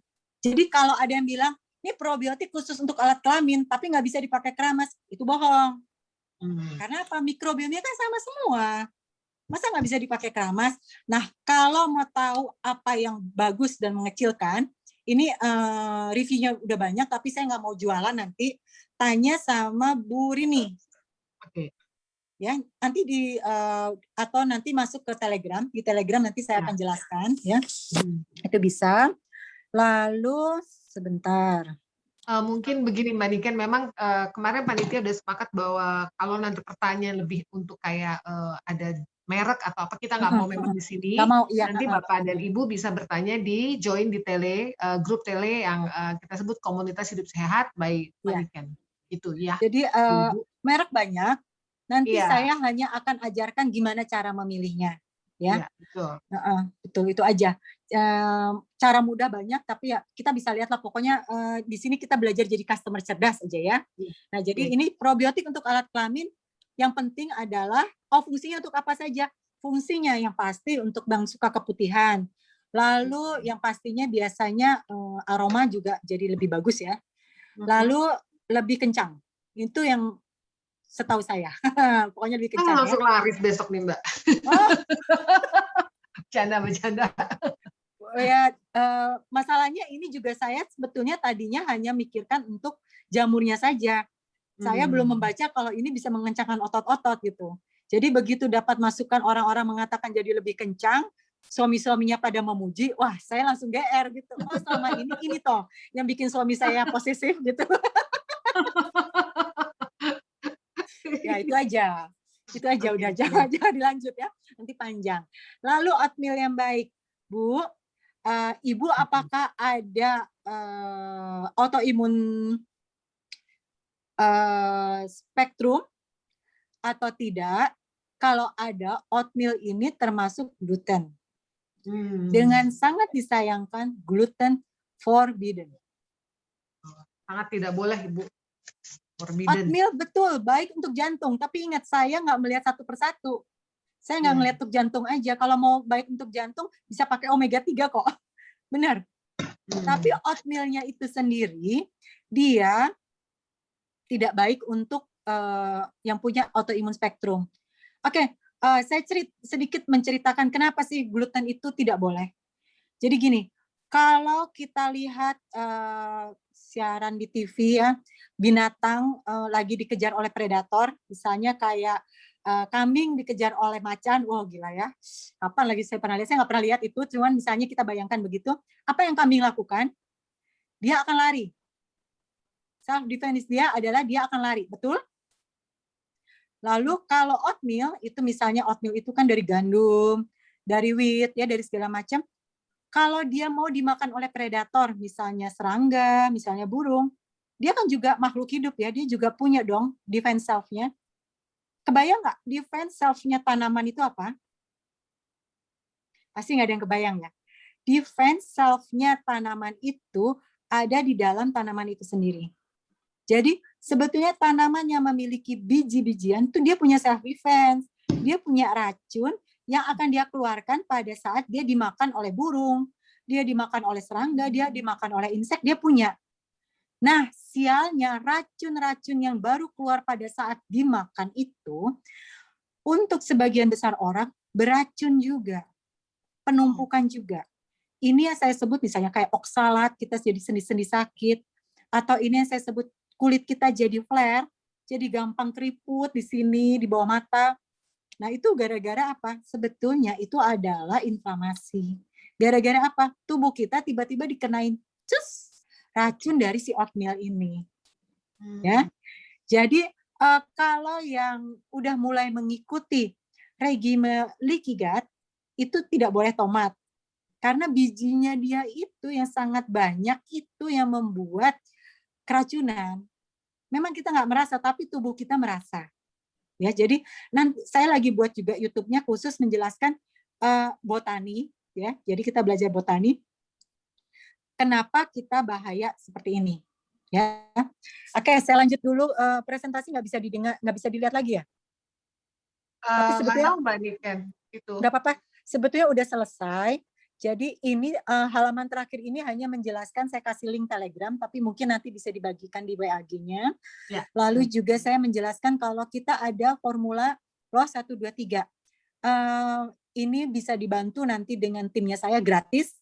LOS 1, 2, 3 sendiri konsepnya sebetulnya saya maunya gratis ya. Saya maunya nggak menyusahkan. Jadi jangan sungkan kalau misalnya nanti diskusi, tapi saya nggak punya budgetnya. Misalnya di dalam LOS 1 itu saya punya 3 basic suplemen. Iya. Nah, 3 basic suplemennya itu adalah probiotik, vitamin D, sama glutathione. Itu basic banget yang harus kita makan. Kenapa? Probiotik tadi saya sudah jelaskan di mikrobiomenya. Lalu vitamin D sudah sangat jelas, vitamin D itu sebetulnya hormon, ya. Dia tuh sebetulnya diproduksi oleh tubuh kita, tapi kita kekurangan. Ya, jadi sebetulnya dialah yang menjaga imunitas tubuh kita juga bersama-sama dengan mikrobiomi. Jadi vitamin D. Yang ketiga, glutathione. Mungkin pada bilang, saya nggak mau putih lagi, ngapain dikasih glutathione? Bukan. Ini hoax banget deh, glutathione tuh pemutih. Glutathione itu sebetulnya adalah master antioksidan. Kita udah sering dengar vitamin C itu antioksidan, ya kan? Tapi ini masternya. Vitamin C di dalam tubuh kita jika sudah digunakan bisa direplenish, bisa dipakai lagi, dicuci ulang oleh si glutathione ini. Glutathione ini dia juga melindungi sel kita agar tidak kanserius. Jadi dia kan tubuh kita tuh akan ada yang disebut dengan oksidatif ya. Jadi ada kita menyerap sesuatu kena racun, sel kita kena racun. Nah, glutathione itu melindungi sel kita agar tidak menjadi gitu. Jadi glutathione itu manfaatnya bukan pemutih. Tapi kenapa ya orang-orang bilang pemutih? Nah, lagi-lagi kita harus cerdas. Periksa lagi isinya si glutathione. Biasanya hanya ditulis glutathione, nggak ditulis berapa gramnya. Lalu yang ditulis berapa gramnya adalah vitamin C. Hati-hati, vitamin C terlalu besar nanti kena ginjal lagi. Nanti bilangnya glutathione bikin ginjal. Aduh, ini jadi kebalik-balik ini, padahal sebetulnya glutathione melindungi tubuh kita. Dia master antioksidan dan glutathione diproduksi oleh tubuh kita. Cuman sejak usia kita 17 tahun, glutathione berhenti berproduksi atau berproduksi sangat sedikit. Jadi kita bantu dengan suplemen. Nah, kebayang ya? Jadi glutathione itu. Nah, ini saya kembali lagi ke pertanyaan di pertemuan sebelumnya Mbak Niken pernah bahas. Harus sikat gigi setengah jam sebelum minum lemon. Kenapa? Karena lemon walaupun bagus di tubuh kita, tapi dia punya sifat korosif terhadap email gigi. Nah, jadi kita lindungi dulu gigi kita dengan sikat gigi. Setengah jam kemudian baru kita minum lemon. Oke. Mudah kan? Sebetulnya mudah sih. Seminggu ini udah mulai nih, Mbak. Wah, hebat. Ada yang kemarin GERD atau segala macam, gimana tuh rasanya? Saya sih kebetulan memang nggak ada GERD ya, jadi aman-aman aja. Biasanya membaik loh. Biasanya ya, tapi awalnya biasanya suka kita ada subconscious mind, ketakutan duluan, ya sudah, bahaya itu. Psikologinya gitu ya, Mbak ya? Iya, nah ini psikologi mulai dari mana? Dari perut lagi. Silakan. Oke, Mbak Niken. Ya, Mbak Niken ini udah apa namanya dapat banget nih. Jadi ibu-ibu kalau yang masih agak bingung-bingung, jadi penjelasan Mbak Niken dari minggu lalu sampai hari ini itu adalah apa yang ada di dalam badan kita. Nah, ini apa nih hubungannya sama mencegah autoimun. Nah, mencegah autoimun caranya tadi adalah dengan mengubah pola makan kita dan segala macam dengan vitamin dan suplemen. Nah, ini ada di LOH 1. Mungkin ada yang bingung, LOH itu apa sih? LOH kok begini, LOH begitu kan? LOH di Mbak Niken itu ada LOH 1, 2, dan 3. Begitu ya Mbak Niken ya? Betul, ya. Betul kan? Nah, supaya nggak kaget, jangan langsung ke loh 3, tapi ikutin dulu loh 1. Nanti yang masih bingung-bingung, mari kita bertanya di tele. Di situ, Mbak Niken dan tim akan membantu bagaimana cara kita untuk mengikuti loh 1 itu dengan tidak terkaget-kaget. Seperti yang tadi, karbo dikurangin, tapi jangan tiba-tiba nggak makan nasi, bisa pingsan gitu loh. Apalagi kalau orang Indonesia kan bilang, kalau belum makan nasi itu rasanya belum makan. Ya, karbo gitu loh. Tapi sebelum kita masuk sesi tanya jawab, ada satu orang dari yang menggagas juga terjadinya webinar ini karena dia sangat merasakan manfaat dari gaya hidup yang diajarkan oleh Mbak Niken. Saya panggilkan Mbak Vivin Santoso. Mbak, dirimu di mana Mbak? Boleh muncul di layar, presentasikan testimoni Mbak Vivin selama 3-4 bulan ini. Saya juga saya lupa waktunya, cuman saya pertama kali ketemu sama Vivin terus terang kaget. Hah? Kenapa jadi kurus? Dia sakit. Ada apa? Mau diet? Nah, coba Mbak Vivin silakan. Aku sebenarnya rada deg-degan nih. Aku kedengeran kan suaranya. Aduh, lehernya, Bu. Karena aku murid Mbak Niken yang mungkin gagal ya, karena aku nakal. Jadi kerjanya dimarahin terus sama ini aku.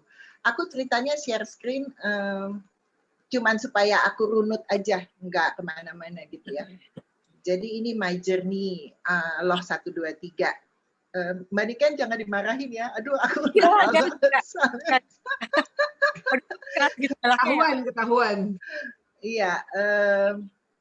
Jadi pertama kali aku tuh segede gini, coba bayangin. Itu siapa tuh yang merah? Gedenya segede gini, coba ya.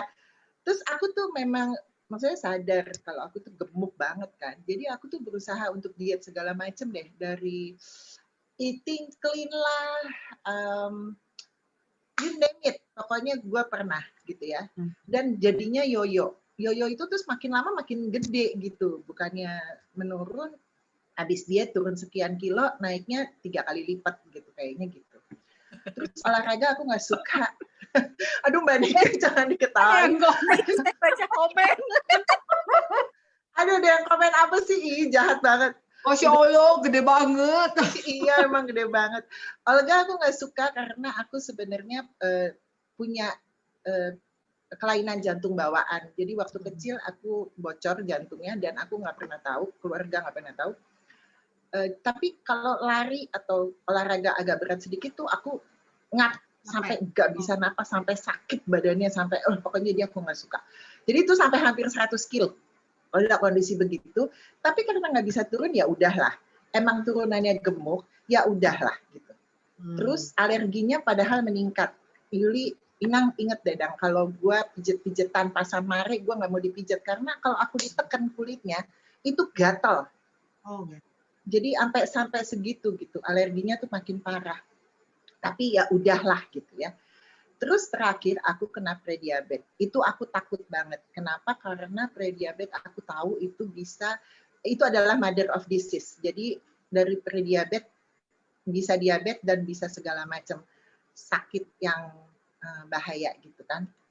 Nah, jadi aku mulailah dikasih tahu sama orang, sama kakak iparku. Intermittent fasting tuh paling bagus buat buat prediabetes, untuk menghindarkan prediabetes. Jadi aku tuh belajar dari dokter YouTube. Aku nggak secanggih Mbak Niken dengan bacaan buku-bukunya yang jurnal-jurnal yang tebel-tebel itu. Aku belajarnya dari dokter YouTube aja. Jadi segala macam dokter di YouTube aku ikutin. Nah, aku kan kenal sama Rini itu udah cukup lama ya, udah 10 tahunan gitu. Nah, Rini tuh ngenalin aku ke loh 1, 2, 3 itu. Nih coba deh dengerin YouTube-nya apa gitu ya. Rini tuh lu ngurangin karbo Mbak gitu. Dia ngomongnya juga sama aku pelan-pelan, nggak yang sok tahu gitu ya. Dia sok tahu, gue bakal lebih sok tahu lagi kan. Jadi dia pelan-pelan banget gitu ngasih tahu. Nah, coba Mbak gini-gini gitu. Terus jadi aku ngikutin tuh. Nah, mulailah loh 1, 2, 3. Tapi nih ya aku mulai loh 1, 2, 3. Tapi ini loh 1, 2, 3 kan. Aku berpikir loh 1, 2, 3 itu adalah terapi. Because I have prediabetes kan. Jadi fokus aku adalah aku harus nggak boleh prediabetes, aku harus menghilangkan prediabetes. Jadi aku pikir itu sebagai terapi, gitu. Karena itu sebagai terapi itu bikin aku stres kan, maksudnya ketakutan kan. Jadi aku stres gitu.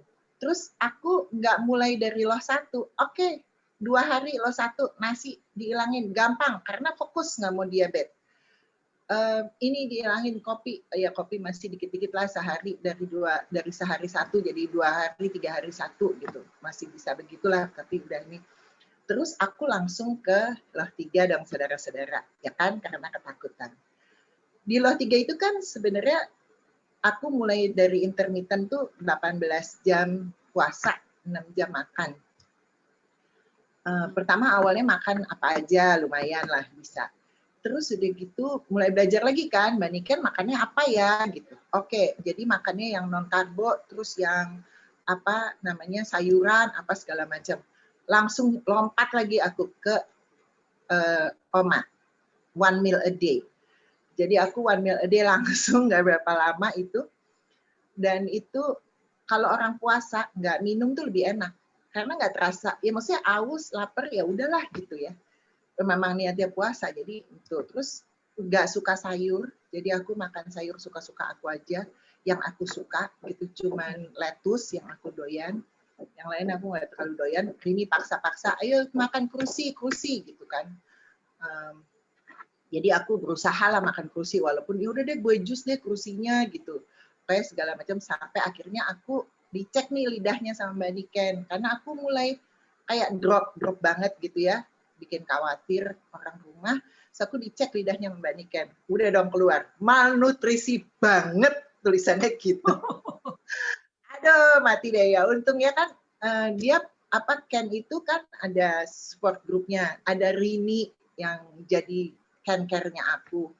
Dia kan maksudnya gini loh Mbak, gitu. Kadang-kadang dia juga suka dodol apa gitu segala macam. Jadi aku kayak dipacu gitu, ayo makan lo ini gimana gitu kalau terus itu kan apa ngaco gitu. Nah itu jadi aku mulai tuh memperbaiki, udah deh pokoknya lu awalnya satu-satu dulu dia bilang gitu, apa jangan langsung ngejam kata dia gitu. Jadi ya udah aku mulai itu ada support grupnya juga, jadi setiap kali aku bisa baca di grup itu ada apa gitu kan.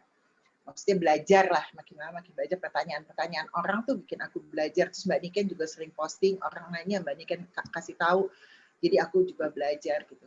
Pelan-pelan memperbaiki, dan itu sebenarnya dengan pelan-pelan itu tuh aku sebenarnya udah sampai dalam kondisi yang alarm tubuhnya, mudah-mudahan ini benar ya Mbak Niken, kayak kena gatel-gatel itu benar yang kata Mbak Niken, gatel-gatel, pokoknya gatel semuanya yang aneh-aneh semuanya gatelan. Terus kalau makan nasi dikit aja gitu langsung diare gitu. Tapi aku tuh tetap nakal, tetap enggak yang omat tiap hari, pokoknya tetap nakal lah gitu. Nah ini terus jadi kan apa tetap enggak seharusnya begitu gitu. Kondisinya enggak sebaik itu. Nah sekarang kondisi aku udah lebih sehat. Ya kan, HbA1c aku udah turun banget, udah normal. Terus berat badannya tuh menyesuaikan sendiri gitu, karena Rini itu kurus banget dan dia ikutan beginian, masa naik berat badannya dong gitu ya. Jadi aku pikir berat badan tuh dia akan, badan kita tuh memang pinter seperti Mbak Niken bilang gitu, dia bisa ngatur sendiri gitu. Nah, terus sekarang lagi belajar loh 3 itu, loh 1, 2, 3 itu jadi gaya hidup bukan terapi. Itu kan berarti aku merubah mindset ya. Karena kalau dulu, gue nggak apa-apa kok, diabetesnya udah turun nih, prediabetes gue udah bagus, aku makannya ngasal-ngasal, apalagi di rumah Inang ya. Aduh, makannya enak-enak banget. Inang tuh nyebelin, ya kan, terus makan nasi, makan dimsum. Mbak Niken, Inang itu aku Mbak Niken. Iya. Saya juga mau udah makan di situ dong, kapan diundang. Ayo. Gitu ya, pokoknya ini udah mulai ngaco-ngaco gitu, terus sekarang lagi oke, itu jadi gaya hidup. Jadi mulai lagi ngebenerin gitu. Jadi lebih mindful. Kalau mau makan, oke, ini sebenarnya bagus apa enggak buat tubuh gua? Apa ini bisa aku lakukan apa enggak gitu. Baca-baca lagi, buka-buka lagi YouTube-nya Mbak Niken, buka-buka lagi chatroom apa segala macam gitu sih. Itu aja. kira-kira. Thank you. Oke, jadi kalau aku boleh komen sedikit bahwa kita tuh kayaknya ditegur dulu ya, ditegur dulu, terjadi dulu sesuatu, baru ngeh bahwa memang harus ada yang diubah dan semua itu memang ada pengorbanan. Saya tadinya nggak tahu kalau Mbak Vivin itu ngikutin loh-nya Mbak Niken, tapi waktu pernah yang makan di rumah tiba-tiba aku nggak makan nasi ya Yul, aku cuman makan apa ya waktu itu ya? Ayam pop. Ayam pop ya, ya kita makan padang, dia tahan loh, nggak makan nasi sementara kita makan padang dengan lahapnya. Di situ aku mikir ini ada apa ya, Vivin dietnya sampai seperti ini ya. Jadi mungkin kalau dia sudah ngikutin sekian waktu ya jangan dikotori dengan jangan dikotori dengan satu kali yang kalau orang diet tuh karena gini, oke Sabtu Minggu aku nggak diet, libur dietnya gitu. Nah mungkin Vivin nggak ada kayak gitu lagi di hidupnya, tapi ya memang seperti aku bilang kita memang harus berkorban gitu loh. Jadi, tapi pengorbanan itu ada hasilnya. Kalau lihat tadi bentar lagi kayaknya bajunya bukan XL lah gitu, Vin. Kayaknya bisa M tuh. Jangan-jangan S. Aduh, aku jadi minder. Aku sama Ade jadi minder nih. Oke, jadi gitu ya ibu-ibu kalau yang dengar. Jadi Vivin ini Mungkin boleh sedikit minta sedikit. Nah, silakan Mbak Niken. Pasti Mbak Niken yang harus. Tadi sedikit ada saya revisi. Di Law 123 itu memang gaya hidup. Tapi yang namanya kayak puasa, itu kita mengenal yang disebut dengan fast itu puasa, dan feast. Jadi feast itu pesta. Jadi supaya tubuh kita tidak tidak kebal, itu boleh kok makan. Jadi ada masa-masa tertentu kita boleh makan. Tapi kalau tubuh kita sudah siap, itu kita bisa aja, nggak ada masalah. Nah, yang berat itu memang prosesnya kayak Mbak Vivin, prosesnya Bu, nanti akan ngerasa sendiri kok habis makan nasi kok pusing ya. Nah, udah. Itu kan kita jadi belajar. Tapi sebetulnya boleh aja. Jadi saya juga sering kadangkala pada saat lagi pengen feast, itu saya menentukan hari-hari tertentu. Jadi hari-hari ulang tahun anak-anak, ulang tahun suami, saya pasti feast. Ya, jadi saya menghargai mereka dong gitu. Tapi besoknya ya puasa lagi. Jadi kayak kemarin tanggal 20 ada perayaan. Lalu sudah itu sekarang saat ini saya lagi puasa panjang 5 hari. Seperti itu. Jadi sebetulnya kita jangan terlalu keras kepada tubuh kita. Nanti tubuh kita kok yang kasih tahu. Ya, seperti tubuh yang kita tadi jangan mainnya mesti dibenerin ya Mbak ya. Betul. Mainnya aku nih masih salah banget ya. Emang main kamu apa, Vin? Yang salah? Ya itu berasanya aku harus ini, harus itu gitu. Jadi stres duluan. Ya, jadi anxiety, ketakutan kena sakit, ketakutan apa gitu. Oke. Ya. Tapi yang tadi kalau balik jadi Vivin itu salah satu pemicu dia mengikuti ini selain memang dari tampilan foto tadi adalah gula tadi ya, prediabetes tadi ya. Jadi lebih ke situ ya, mudah-mudahan kita yang merasa badannya juga udah mulai nggak enak-enak karena dulu bilangnya air putih aja bisa bikin gue gendut, nafas aja bisa gendut. Nah, seperti yang dibilang tadi sama Mbak Niken bahwa itu ada sebabnya. Nah, sebelum kita masuk ke sesi berikutnya, nanti ibu-ibu sekitar 10 menit lagi kita coba untuk foto bersama, bukan coba. Tapi nanti dihidupin ya videonya. Ini masih ada yang mau bertanya lagi nggak? Oh pasti, sorry. Habis testimoni ini, terima kasih Mbak Vivin untuk testimoninya. Nah lalu kita buka forum tanya jawab, boleh lewat chat atau boleh raise hand, nanti Mbak Niken langsung menjawab. Untuk ibu-ibu, ada yang mau bertanya?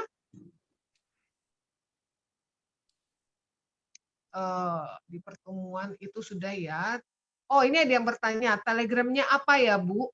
Nanti akan kita share linknya ya Bu Mary, oleh panitia nanti akan kita share dan boleh bergabung di sana. Kenapa kita milih Telegram? Karena kalau Telegram itu kalau kita kirim-kirim foto, salah satunya adalah dia nggak memberatkan handphone kita, sementara nanti akan banyak sekali kayak foto, link dari YouTube yang akan dikirimkan lewat sudah dikirim oleh panitia. Oh ya, oke, terima kasih Bu Agustina. Nah, Mbak Hesti lagi nih yang bertanya nih. Mbak Hesti ini memang penasaran banget kali ya, karena dia memang autoimun. Oke, silakan Mbak Hesti, langsung bertanya. Mbak Niken, Iya, Mbak. saya kan sudah dikirim sama Mbak Rini, kan minggu lalu habis itu langsung japrin sama Mbak Rini. Terus dikasih yang lot 1, lot 2, lot 3. Nah, tetapi saya kan ngikutin aja tuh yang lot 1 apa gitu. Tapi apakah itu sudah, kan tadi kan Mbak Niken bilang lot 1 itu ada 3 suplemen dasar yang harus juga diminum ya Mbak ya. Nah, itu apakah itu wajib atau bagaimana Mbak gitu? Sebetulnya kalau betul-betul ingin mengikuti step by step-nya itu wajib. Tapi saya juga nggak menutup kemungkinan kita terbentur biaya ya. Nah, kalau terbentur biaya biasanya saya akan tanya dulu simptomnya apa. Jadi pakai apa dulu yang lebih dahulu. Tapi yang wajib, sangat wajib itu adalah larangan-larangannya seperti gula, gluten, karbo, nah itu yang wajib. Untuk suplemen itu untuk sebetulnya memperkuat tubuh. Ya, jadi kalau sebetulnya misalnya suplemennya sanggupnya, oke deh saya sanggupnya sekarang gluta dulu, nggak ada masalah. Nanti pada saat masuk ke lot 3 itu kan puasa. Saya sampai buat hitung-hitungannya, makan cuma sekali. Nah makan yang pagi sama misalnya makan malam, itu bisa digantikan untuk memenuhi kebutuhan vitamin D dan probiotik. Gitu. Oke, terus tambah lagi Mbak, kan kata itu kan harus kita minum vitamin D. Nah, itu kan ada pro kontra ya, vitamin D itu bilangnya adanya 1000 IU.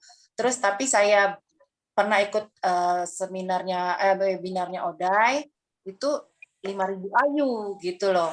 Nah, ini saya minumnya yang 5000 IU gitu yang kedua. Yang ketiga pertanyaan saya itu kan Mbak Rini menjawab, Mbak ini berapa lama lot 1 lot 2 itu tergantung tubuh kita ya gitu ya Mbak ya. Jadi tidak bisa dipastikan berapa lamanya gitu ya Mbak ya.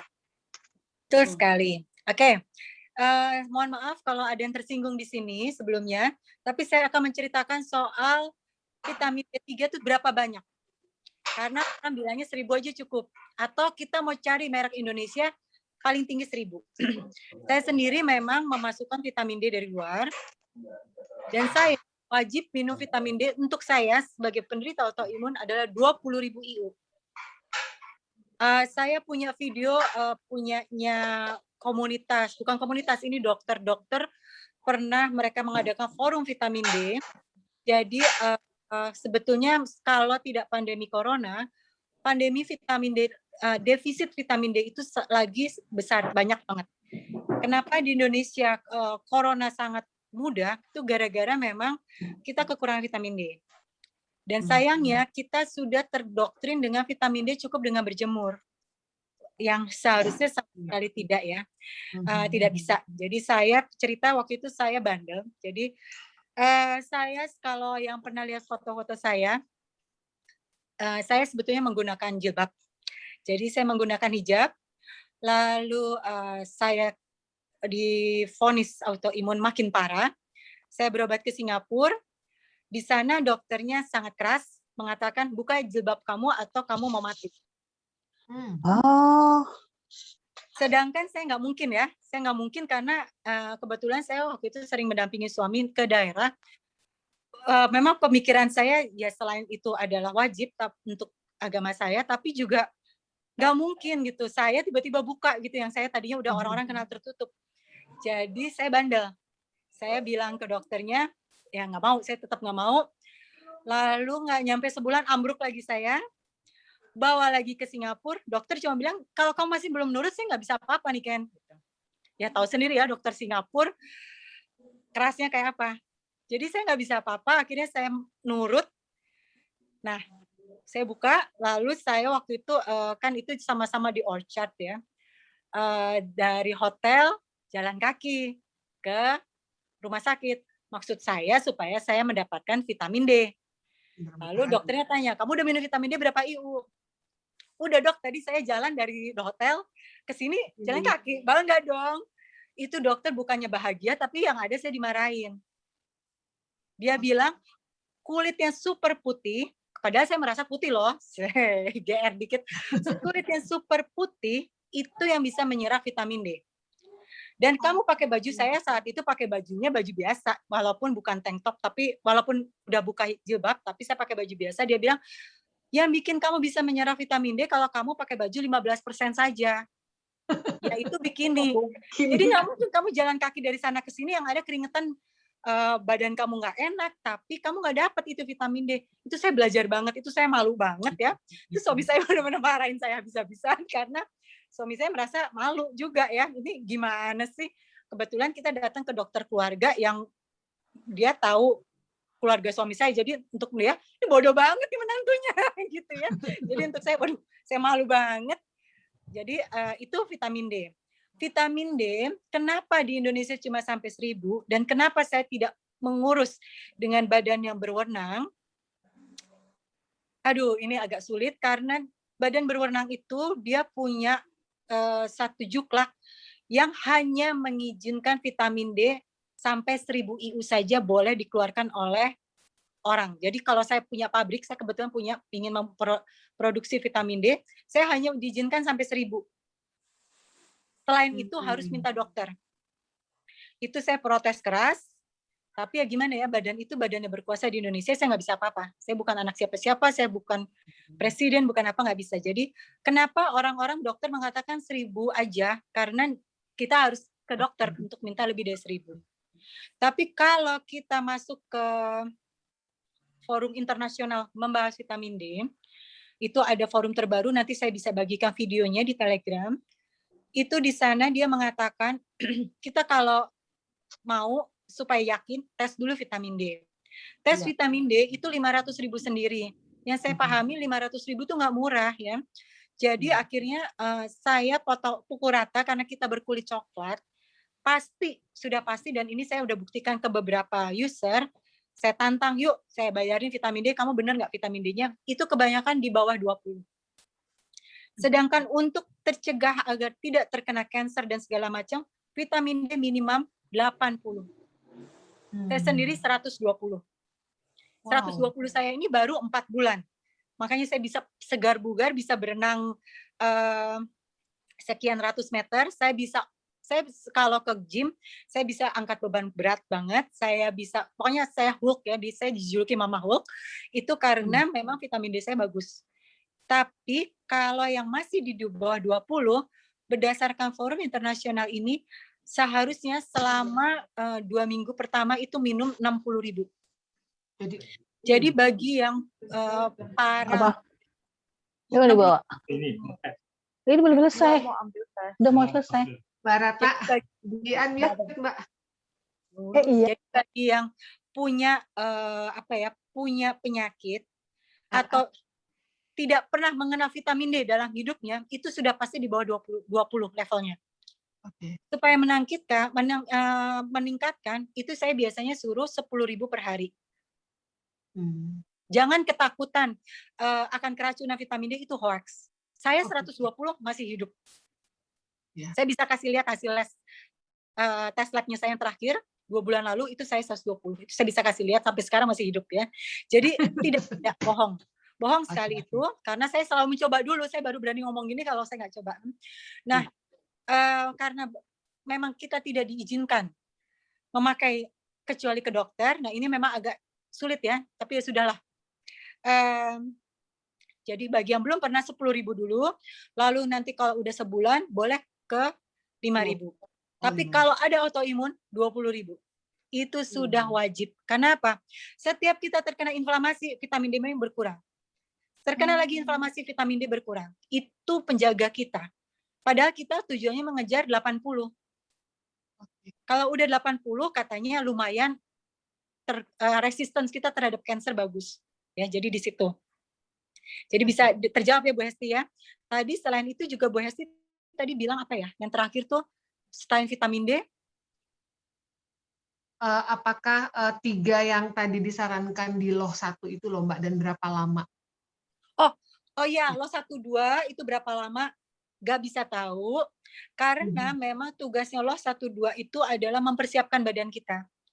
Jadi tubuh kita akan kasih tahu cirinya. Kena nasi udah pusing. Itu cirinya. Kena nasi pusing itu berarti kita udah siap masuk ke loh 3. Ciri lainnya, perut rata. Nanti saya pamer lagi ya di Telegram. Perut saya rata. Bayangin, perut saya rata, padahal saya sesar. Yang kedua itu sesar. Perut saya super rata. Nah, itu juga tandanya sudah nggak ada fatty liver. Tandanya kita sudah bisa masuk ke loh 3. Hati-hati. Loh 3 itu apa sih? Loh 3 itu puasa. Puasa, tapi harus minum. Nah, kalau mendadak puasa itu adalah proses mencapai autophagy. Autophagy ini ada sel, ini ada sel. Sel kita yang rusak dimakan oleh sel kita yang bagus. Yang baik, ya. Yang baik. Tapi sel kita ini biasanya udah ada racun heavy metal. Nggak bisa kita menolak heavy metal kecuali kita kembali ke zaman dulu. Ini dari mana aja kita dapat, mulai dari asupan hirupan pun dapat ya. Heavy metal ini nggak bisa dimakan, jadi terurai. Terurai masuk mana? Ingat, liver penjaga kita terhadap toksin. Masuklah ke liver. Liver kita nggak siap, kena segitu banyak toksin, yang ada apa? Kena liver. Hati-hati. Makanya loh 1, 2 dulu. Jangan pernah mendadak, saya nggak rekomen. Pelan-pelan juga nggak apa-apa kok. Kita nggak berpacu pada Niken yang sudah tahunan, 12-an tahun, tapi kita berpacu pada badan kita sendiri. Oke. Gitu. Ya, demikian ya, Mbak Hesti. Udah di-unmute. Cukup ya, Mbak? Ya. Nanti kalau ada yang lebih penasaran lagi, kita coba di tele ya, Mbak, supaya kesempatan untuk yang lain. Mbak Niken itu ada pertanyaan di chat, Ibu Elvi lagi, dia bertanya, apakah minum vitamin D3 5.000 ke atas harus minum sama-sama dengan vitamin K?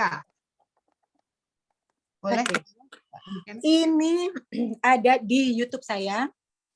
Jadi gini, saya cerita dulu. Saya memang senangnya tuh murah-murah. Pokoknya saya tuh pelit dari ini tuh tahu banget gimana saya tuh pelit ya. Karena memang vitamin mahal sekali, Mbak. Ya, kebetulan apalagi kalau yang dari merek luar. Vitamin D3 yang 5.000 IU untuk kebutuhan sebulan saya jual 35.000. Murah sekali ya. Murah. 35.000 doang. Ada yang bilang nggak sanggup, saya juga bingung kalau gitu. Lalu pakai vitamin K menjadi 350.000. Tapi saya nggak jual. Karena apa? Vitamin K bisa diproduksi oleh tubuh kita. Oke. Ada di YouTube saya bagaimana caranya kita memproduksi vitamin K. Nah, coba yuk kita potong nolnya. Caranya dengan kita memperbaiki mikrobiome kita, suruh tubuh kita memproduksi vitamin K. Jadi sayang kan? Kelipatan 10 kali itu bisa untuk sekolah anak, bisa untuk menyelamatkan diri sendiri. Nah, itu perbandingannya bisa dicek. Vitamin D3 5.000 IU 35.000 sebulan, sedangkan kalau ditambah K langsung 350.000. Sayang. Jadi memang betul vitamin K bagus sekali, penting sekali dipakai, tapi kita bisa produksi sendiri. Gitu. Oke, ada lagi yang mau bertanya? Sepertinya ya, siapa ya tadi? Oke, di chat sih nggak ada, raise hand-nya juga nggak ada. Oke, semoga atau Mbak Niken masih ada yang mau disampaikan lagi, Mbak Niken? Nggak ada, nggak. Saya sih nggak ada ya. Oke, oke, kalau begitu kita tutup. Sebelum kita tutup acara kita hari ini, kita mau foto bersama dulu, dokumentasi untuk WKRI dan juga untuk KNM Beauty and Health. Oke, kami minta tolong dari tim Komsos 2 kali take ya. Yang belum mengaktifkan video boleh membukanya supaya nggak kosong layar. Masih banyak yang belum on ini. Oh gitu ya Pak. Andreas, akhirnya dirimu selalu setia bersama kami. Tadi bukannya mau pergi. Masih banyak yang belum on ini. Oke, kita tunggu atau bagaimana? Nggak usah ya. Ya mungkin Langsung memang. Nggak usah ditungguin lah. Nggak mau foto ya udah. Oke ya, saya hitung ya. Oke. 1, Cium ya. 2, 3. Nah, sekali lagi. Yang halaman kedua. 1, 2, 3. 1, 2, 2,5, 3. Oke, sudah. Sudah? Sudah. Oke. Terima kasih Pak Andreas. Oke, kalau gitu kita sekarang masuk ke acara penutup. Sebagai penutup, kami minta kepada Ibu Ratna sebagai Wakil Ketua 2 WKRI Cabang San Mare untuk menutup acara ini. Silakan, Bu Ratna. Terima kasih, Mbak Yuli. Moderator MC kita dari seksi pendidikan juga nih, thank you banget sudah Ya. memandu acara hari ini dan tanggal 15 kemarin ya Mbak Yuli. Semoga bermanfaat tentunya. Puji Tuhan, syukur kepada Allah Bapa yang Maha Kuasa, Maha Pengasih, sehingga acara kita bisa berjalan lancar 2 kali ya, 15 dan hari ini 22. Ini atas penyelenggaranya adalah dari bidang pendidikan WKRI Santa Maria Regina, Ketua bidangnya Ibu Rini. Terima kasih Ibu Rini. Dibantu Mbak Yuli dari bidang pendidikan juga.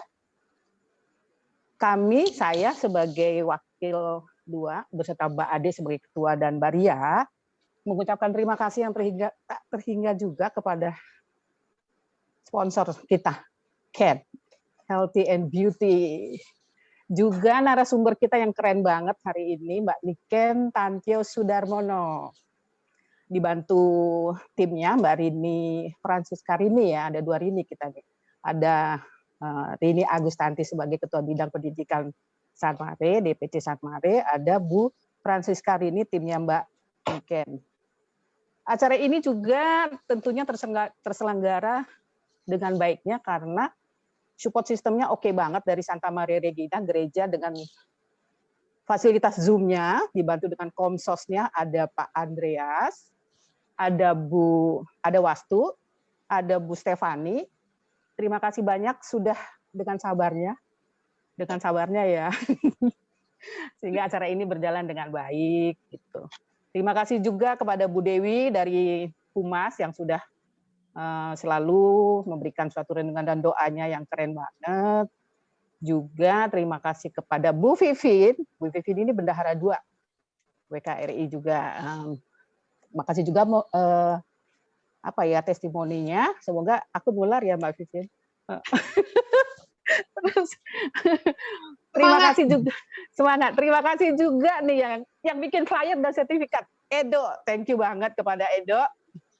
Edo juga support system yang always ya membantu kita juga gitu, dan tentunya kepada semua partisipan kita yang hari ini dan 2 minggu minggu kemarin juga sudah mengikuti acara ini.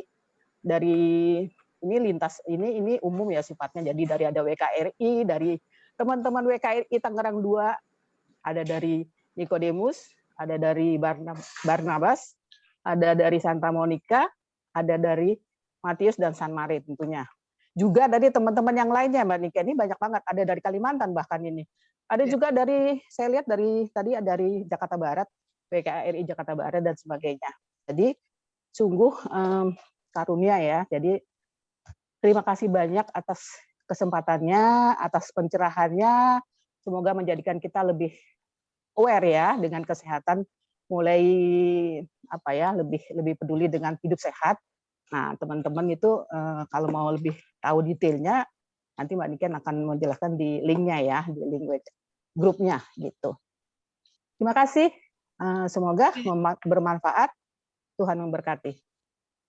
Terima kasih Mbak Ratna. Nah, Mbak Niken, sebagai tanda terima kasih kami juga mau menyerahkan sertifikat zaman now ya, kita nggak bisa ketemu. Monggo, Bu Ade sebagai ketua, udah Dede cakep deh kamu deh. Silakan Ade. Wah, terima kasih. Ade mana suaranya? Belum di mute tuh. Sorry. Terima kasih Mbak Niken untuk acara hari ini yang sangat bagus banget. Pengetahuan baru buat saya pribadi. Ini juga tanda kasih kami dari WKRI Santa Maria Regina Bintaro Jaya. piagam penghargaan diberikan kepada Niken Tantyo Sudarmono sebagai pembicara utama dalam webinar yang diselenggarakan Wanita Katolik RI Cabang San Mare pada hari Kamis 15 dan 22 April 2021 dengan topik mencegah autoimun sejak dini. Semoga piagam penghargaan ini menjadi kenang-kenangan dari kami untuk Mbak Niken, dan gak bosen-bosen gitu kalau dari peserta San Mare ini banyak bertanya. Nanti mungkin piagam ini bisa kami email, nanti mungkin Mbak Rini ya akan ngasih tahu nomor emailnya, nanti Bu Rini Kabid Pendidikan akan kirim email ke Mbak Niken. Sekali lagi terima kasih Mbak Niken, ilmunya sangat baik sekali, bagus banget. Terima kasih Ina. Terima kasih sama-sama. Terima kasih Bu Ade, terima kasih Mbak Ratna. Nah, sebelum kita tutup, sesuai dengan janji panitia akan ada 4 nama yang dengan pertanyaan terbaik. Monggo Mbak Niken. Ya. Nggak ada Agung lagi nih, nggak ada Mas Agung nih. Ada. Tapi kali ini mungkin ada sama yang kemarin nih. Jadi yang pertanyaan terbaik hari ini Bu Hesti. Oke. Lalu Ibu Naomi. Oke, Marika ya. Iya. Lalu Brigita Setiabudi. Brigita Setiabudi. Satu lagi Mbak. Satu lagi. Ini tadi yang Ibu Lucia Veterina. Oke, jadi untuk 4 nama ini Mbak Hesti, Mbak Naomi Rika, Brigita Setiabudi, dan Bu Lucia nanti akan dihubungi panitia untuk mendapatkan 4 door prize dari Mbak Niken. Nah, ibu-ibu sekalian, saya tidak bisa menyebutkan namanya satu persatu di sini karena lumayan banyak partisipan kita hari ini. Terima kasih untuk kesetiaannya selama 2 minggu, 2 jam bersama dengan kami, dengan setia mendengarkan penjelasan dari Mbak Niken.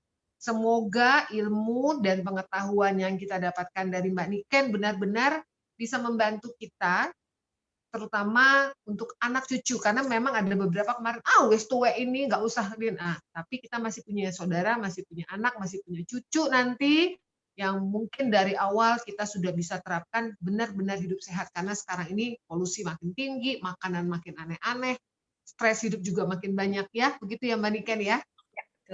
Oke, nah sebelum penutup doa oleh Ibu Rini, ada pengumuman sekali lagi, tadi mungkin ada beberapa yang baru join, bahwa kami membentuk satu komunitas hidup sehat by Niken dengan link, ada link pakai Telegram.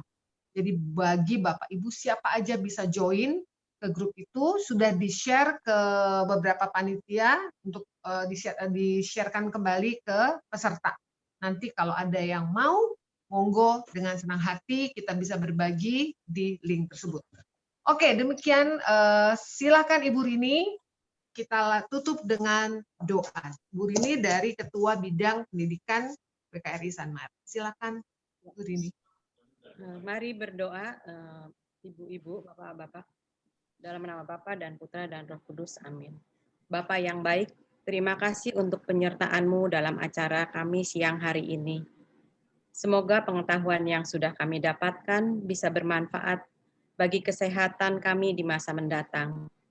Sebentar lagi kami akan mengakhiri pertemuan ini.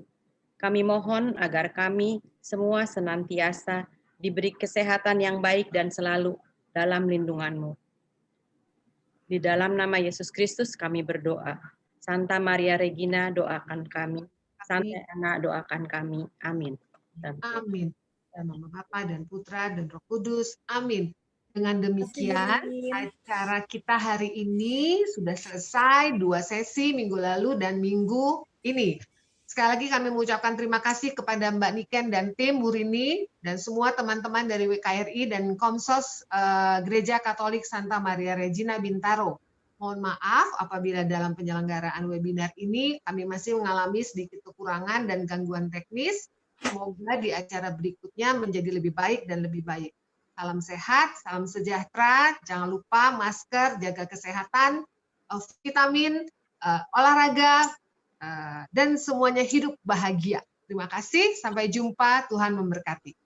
Terima Makasih kasih. Inang, makasih Bu Rini, makasih semua. Terima kasih semuanya. Live ya, yang mau live monggo, yang mau ngobrol masih ada 10 menit lagi, ternyata kita hari ini lebih santai. Vivin, sharing dong Vivin. Nah, silakan. YouTube, Ya, bisa, bukan tadi udah sharing. nanti YouTube ini Vivin, tugasnya terpesona lihat Tika. minggu lalu. Inang, mau Yes.